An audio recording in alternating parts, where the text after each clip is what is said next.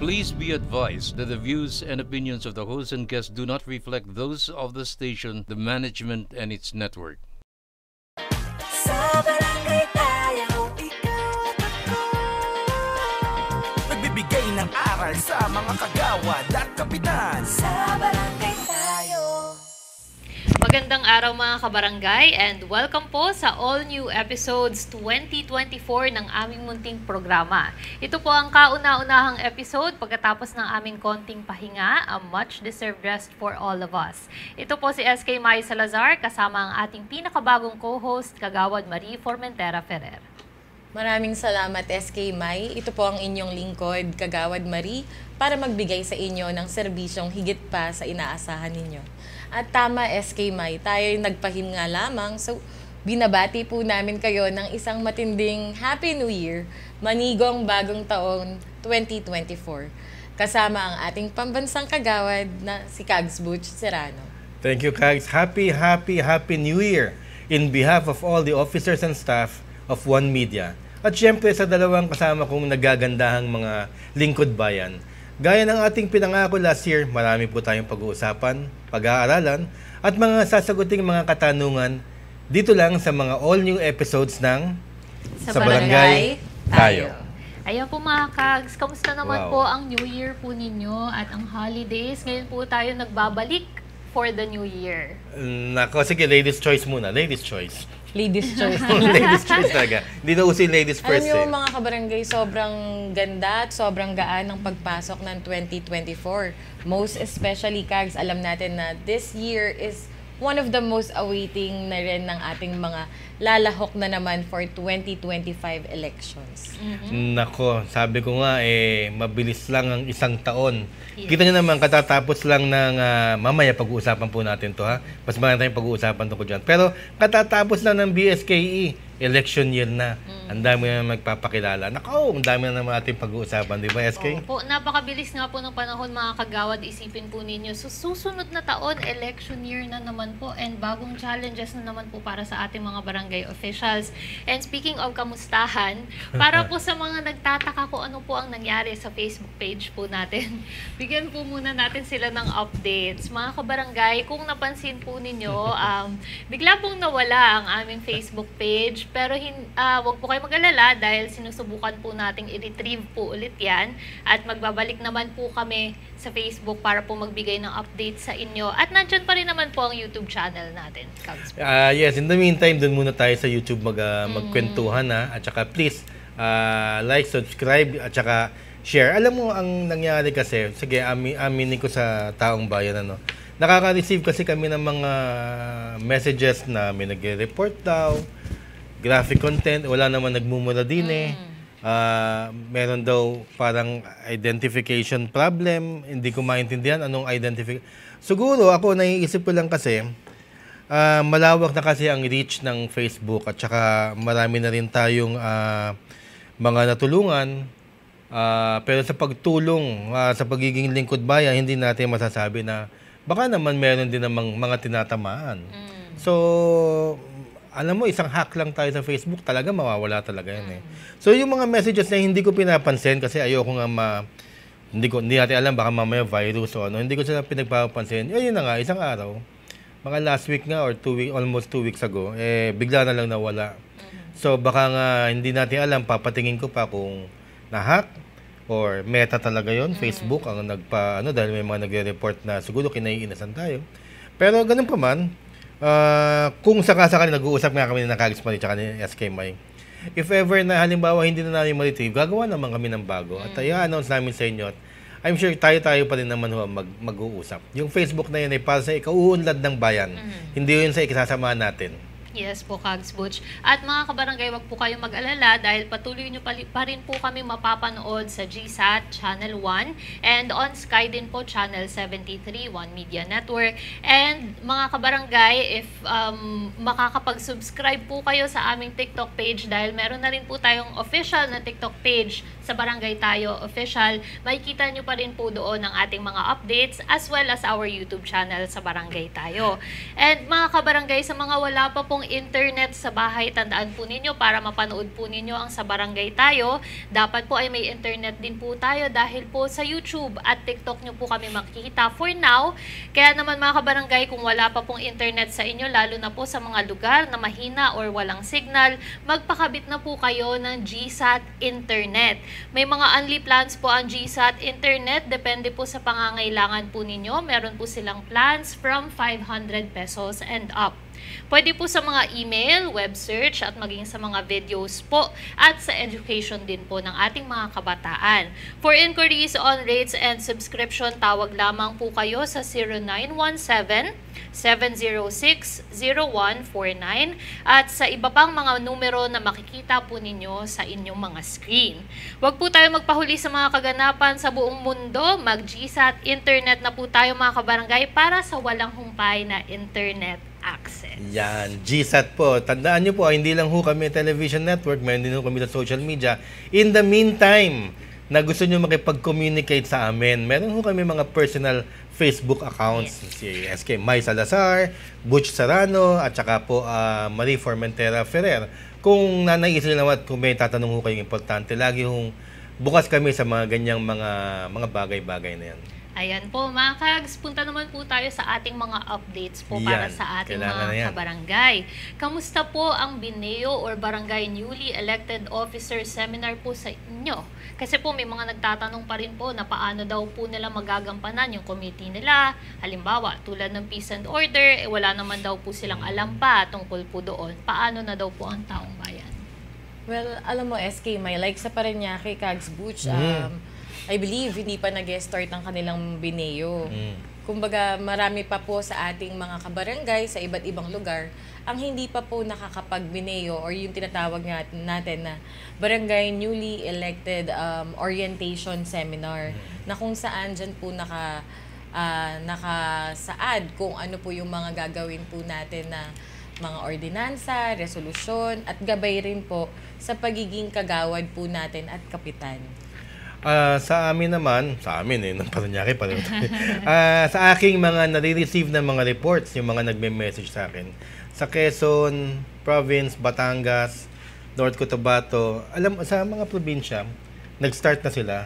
Yung iba nga nakatapos na at mamaya nga babatiin natin sila dahil nagpa-picture sila doon, pinapadala po sa account natin at na-appreciate naman natin at sabi nga nila na napakaswerte nila dahil bukod sa orientation ng DILG, palagi rin silang nanonood din sa ating munting programa at malaki nga daw ang naambag natin kahit papaano sa kanilang journey into being good public servants. Huwag tayo mag-umasam na the best tayong public, maging okay na public servants lang tayo sa taong bayan. Alam nyo, napakalaking ambag na sa bayan po natin yan. Mga kagawad, para po dun sa mga barangay na hindi pa po nagsisimula ang kanilang BINEO at nagtatanong po sila kung paano po ba sila makakapag-request na magkaroon na po sila ng seminar, saan po ba sila lalapit? Well, actually, usually naman ang nag-host niyan is the DILG of the local. At the same time, tie-up sila ng ating mga liga ng mga barangay sa bawat city and localities and municipalities as well. Yun nga lang siguro because of hindi pa siguro lahat ng mga municipality or cities ay meron nang naitalaga na kanilang mga presidente. Kasi sa katunayan sa Parañaque, I believe, nag-start lang silang magkaroon ng election ng liga last January, second week of January rather. So, hindi ko lang sure, Kags Butch, sa ibang pang mga lugar kasi nga gaya nga na sabi natin, mostly yung ating mga comments from Facebook, dyan tayo nakakakuha rin ng mga information, nakakabalita rin tayo sa ating mga kabarangay. So hopefully, sana ma-retrieve na natin, Kags Butch, ang ating pong Facebook page. Oo nga. Doon sa DILG, DILG talaga ang nagpapaseminar niyan. Kaya lang medyo, ewan ko, titignan ko yung galaw nila kung makikita mo, very busy sila ngayon sa People's Initiative na yan at saka sa charter change. Kaya mamaya mapapag-usapan po natin. Opo. At ito pa po mga kagawad, may katanungan din po tayong natanggap mula po sa mga bagong kapitan. Paano daw po kung ayaw pumayag ang mga kagawad na sa in-appoint niya at sila daw po ang mag-a-appoint ng secretary? Ano daw po ba yung dapat niyang gawin? Okay. Ako muna Kags Maria. Sure, Kags, Total, Coach. 2024 na po. At ilang beses ho natin napag-usapan yan. Pero ang nagtanong ito ay Kapitan. Dahil para yatang nasisindak siya ng mga kagawad niya. So, alam na natin, napag-usapan na natin, na discretion niyo po yan, Kapitan. At wala hong appointing powers ang mga kagawad. Kung i-insist na yun, ito lang hong masasabi namin, Kapitan. Huwag kayong papasindak. Kasi pag nagpasindak kayo sa mga kagawad, hindi trabaho ng kagawad mag-appoint ng mga tao sa barangay. Trabaho nyo po yan. So, napag-usapan na natin yung legal discretion at saka yung majority ba ang masusunod. Ang masusunod ho ang Kapitan. Yan na ho. Sana iiwan na ho natin sa 2023 ang question na yan. Kapitan, mga Kapitan, laksan nyo ho ang loob ninyo dahil kayo ho ang magpapaandar, mag-i-implement ng kinakailangan gawin sa barangay. Ayan po, malinaw na malinaw po yan, Kags Butch. Ngayon po, napag-usapan po natin at nabanggit nyo po kanina, napahapyawan na medyo busy-busy po ang ating mga mambabatas pagdating po sa Charter Change Initiative. Kaya naman po mga kabarangay natin, nagtatanong po, kamusta na raw po ang Magna Carta? Maipapasa pa daw po ba kaya yan o natabunan na naman? Especially ngayon nga po, yun nga po ang sinusulong nila, ang Charter Change Initiative ng Kongreso. Ako tatanungin ko si Kagawad Marie. Sa inyong barangay, nag-People's Initiative na ba? Dumating na ba yung mga forms? As of today, wala pa naman, Kags Butch. Pero may mga lumalabas na nga from press release na isa rin po yan sa gagawin na ng mga barangays na kung saan nagkaroon pa nga ng issue regarding the statement of our Undersecretary Balmosina and yung sagot din po ng ating Secretary Benhar Abalos dun sa issue na yun na mamaya pag-uusapan din natin. Yes. Yung sa Magna Carta, nako, ayoko na lang magsalita. Siguro medyo mababaon muna sa limot yan dahil ang daming iniisip na iba ng mga Kongreso. Pinipilit yung charter change at the same time, political season na po. Nung December na nga lang, ang dami nang bumati ng Merry Christmas ng mga mayor tsaka mga konsehal. Lalo pa kaya ngayon dahil I heard, tama ba ako, Kags, na ito, magpa-file na sila ng COC this year? Yes, Kags Butch. Ngayong taon din po ay magpa-file na po ang ating mga tatakbong senador hanggang sa konsehal ng bayan. Okay, watch out. Tignan Mamaya, natin pag-uusapan natin. kung mag-i-stick to Steady si lang kayo dyan. kung mag-i-stick to si Comelec Chairman George Garcia sa kanila dahil nag-stick to siya sa atin last year. Tignan natin. And maibalik ko lang, Kags Butch, no, yung sa Magna Carta. I'm thinking na kung hindi ba kung since magkakaroon ng People's Initiative, pag-uusapan ng konstitusyon, hindi ba pwede isama na rin pag-usapan ang mga barangays? Total naman, included rin naman tayo sa yan nga konstitusyon. Yan nga ang pinupush natin eh. Diba? Na kayong mga kagawad tsaka mga Kumbaga, kapitan, nilalapitan kayo ngayon, magsalita tayo. Kung Kaya- hindi kaya na lang nga- din naman magagawa ang Magna Carta, baka pwede pong isama nyo na kami sa Sa provision. Opo. Kaya nga dahil, ewan ko kung bakit nawala yung Facebook natin, pero yung huling-huling post natin doon, Magna Carta muna bago charter change. Opo. May nagalit yata, bigla nawala. Yun ho, pinupush natin. Pagkakataon na. So ano ba naman yung marinig nila? Kung ayaw nila o gusto nila, paninig natin. Opo. Pag nakaharap natin sila. Ang kaya na lang po natin gawin po muna ngayon ay manawagan po sa ating mga kongresista na sana po ay mapagtuunan din po ng pansin yung mga barangay po natin. At manawagan na rin tayo, Kags Butch, sa mga kapitan at mga kagawads na bumoses po tayo habang ngayon na tumutulong rin tayo sa People's Initiative para mabago yung ating constitution. Alam mo, Kags nga kaninang umaga lang, mga dalawa sila na kapitan na nag-message sa akin sa Facebook account ko. Humihingi nga nung resolution natin tsaka yung letter kung paano daw. Kasi pupush nga daw nila. Marami talagang nagpupush. Hindi naman natin kailangan mahiya tungkol dito. Daw wala namang masama doon. Ngayon, i-address ko lang yung mga nagnenega comments, SK. Kasi kung nababasa nyo yun na, hindi mapayapasa yan. Walang budget, Teka muna, relax. Kasi hindi mo pa naman alam kung walang budget eh. Ngayon, pwede naman silang tumawad. Kung halimbawa ito ang pwede namang halimbawa benefits muna o mga insurance o kaya legal assistance sa mga hindi naman yan one time, big time. Kaya wala munang nega comments na hindi kaya, nasa Pilipinas daw tayo, iba na ang Senado tsaka charter change daw. Hindi, sasabay tayo sa kanila. May mga utak din po tayo at tayo ay may mando. Meron din po tayo mga tao. In fact, lalapitan nga tayo ngayong eleksyon.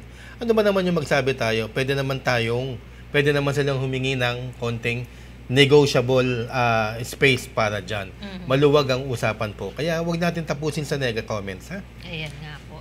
Sana po talaga mapagtuunan na po ng pansin yan dahil ang tagal na pong naiitsapwera ng ating pong Magna Carta pagdating po sa ating mga mambabatas. Pero sa ibang topic po muna tayo mga kagawad, may mga nagko-comment din po sa isang episode natin. Saan daw po sila pupunta kung may kasalanan po si Kap or si kagawad po? At sinabi natin ang mga proseso na dapat po ninyong puntahan at yung mga legal steps para makamit po ninyo ang hustisya. Bilang tao po ng gobyerno ng mahabang panahon, ano po sa tingin ninyo ang justice system dito sa Pilipinas? Mabilis po ba o mabagal? Sige, Paunahin natin dyan si Kags Butch. Ayan. Mabilis na explanation lang yan, ha? Meron tayong legal process. So, nabanggit na ho namin, kayo na ho bahalang mag-bench watch. Kaya lang naman naging importante yung tanong na yan at nagtatanong ho ulit sila dahil tama yung binagkas natin na ito ngang may isang senador na na-acquit sa crime na plunder pero nahatulan siya ng guilty ng bribery. Pero hindi ho yan ang punto. Ang punto ho dito, ang Sandigan Bayan ang nag-hear ng kaso. So tama ho ang mga lahat ng sinabi natin. Maaari kayong pumunta sa barangay ninyo, maaari kayong pumunta sa sangguniang bayan or municipal council, maaari kayong pumunta ng DILG, hanggang sa ombudsman pwede nyo hong puntahan. Yan ho ang proseso. Pero ang mag-decide, mag-ihil ng kaso natin, sa napapanood po natin ngayon, ay ang Sandigan Bayan. Yan ang ating korte, mga kagawad at mga kapitan. Kayo po, Kags Marie. Tama ka dyan, Kags Butch. Alam mo, napakahirap din talagang sagutin ng katanungan mo, SK Mai, dahil unang-una sa lahat, mahirap ng ma-quote tayo, Kags Butch. Pero yung siguro sa proseso, siguro hindi kabilisan.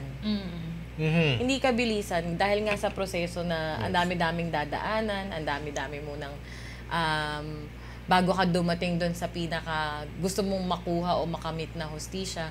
Pero ganun pa man, meron pa ring hustisya, mga kabarangay. Wag na wag po tayo mawawalan ng pag-asa, lalo na kung alam po ninyo na nasa tama po kayo. Yan. In other words, huling sasabihin ko, pahabaan ng PC. Parang pag-ibig. Okay, SK Michael.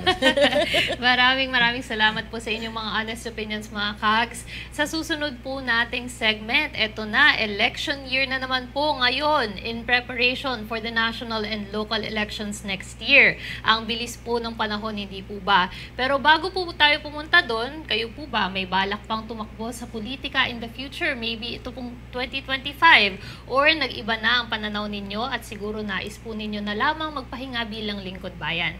Antabayanan po natin ang kasagutan at ang election year discussion sa pagbabalik ng Sa Barangay Tayo. Nagbibigay ng aral sa mga kagawad at kapitan. Sa barangay